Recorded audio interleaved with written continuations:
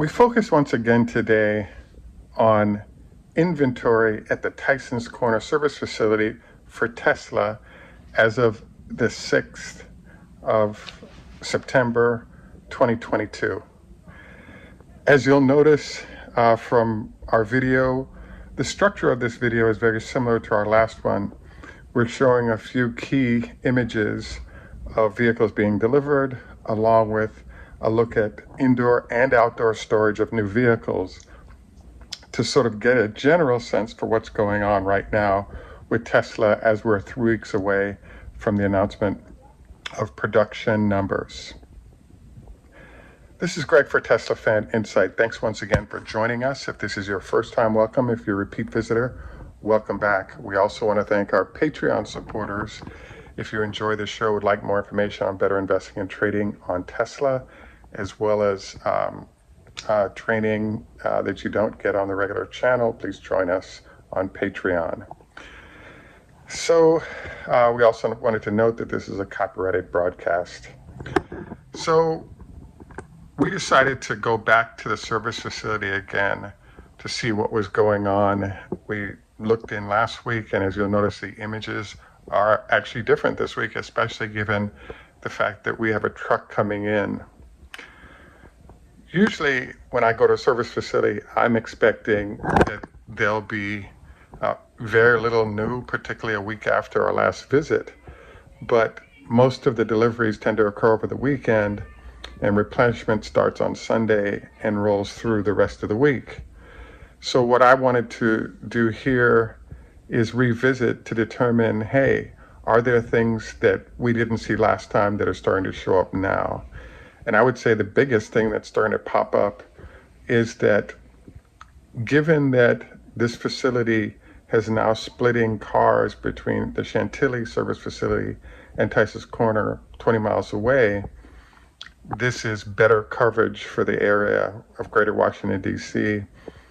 And not only is there better coverage, but the lot, if you were to put all the vehicles that are currently outdoors and the new ones that were delivered, you basically have an overfull situation going on for Tesla, which is really exciting. It's hard to, one of the challenges right now is we can't tell the difference between the cars coming in from Texas in the Austin facility and the cars that are coming in directly from Fremont. But the overall conclusion is that there is no shortage of vehicles being produced and delivered from both facilities. And that's resulting in an overabundance of vehicles to be picked up by customers who've been waiting for them. So I think this is awesome news. As you can see, most of the vehicles are Model Ys with a secondary complement of Model 3s, and then occasionally we'll see an X or an S in the new group. The notable difference between the two types of vehicles that you're seeing is as we pan, we usually make a right turn, and most of the vehicles we're seeing are service vehicles on our right and left. And then to our left, you'll notice there's the service area, and those vehicles that are waiting for service are distinguishable by the fact that they have a front license plate. So what you'll notice is as we go down the row, the halfway or so down the row here, we're starting to see a large number of cars with no front license plate and signs of the fact that they haven't been delivered yet to customers. And I was actually surprised to see these undelivered vehicles outside the storage facility, and the storage facility was, less than half full in both of the bays that we looked into, and you saw the images before, and you'll see it at the end of this video. So what that suggests then is either they have too many vehicles for the storage facilities, which they do not. But I wanted to note that, developing a quick understanding of the structure of how the service facilities look, service versus non-service vehicles, is useful in terms of getting a quick glance of what's going on, good or bad, for the company. So I would say that if you consider the fact that, let's say last year to this year, the difference is that they've cut the number of vehicles in half that are at this facility, one would have to argue that Tesla is above plan nicely, probably by 20 or 25% versus a year or two ago at this time. And that's really exciting. I hope to continue to do a once a week as we head into final production, because one will be able to use the vehicles that you see as a guide for what might be happening in the production facilities in terms of the number of vehicles coming out of them that are now being delivered. So, you know, the contrast to what you're seeing currently on this video would be, let's say we had a situation where we're doing our drive-through and there were actually no vehicles at all that were being delivered at this point or available to be delivered, and they're waiting until the last week of the month to try to push those vehicles out. We're really not seeing that right now, and we're seeing plenty of inventory on an earlier time period before we get to the end of the quarter, which I think is awesome. So another note here is the fact that we have a lot of drone sightings that look over the top to see as the manufacturing facility was built or vehicles were leaving, and those are in many cases on a daily basis, which allows you to sort of get a feel better for what's going on.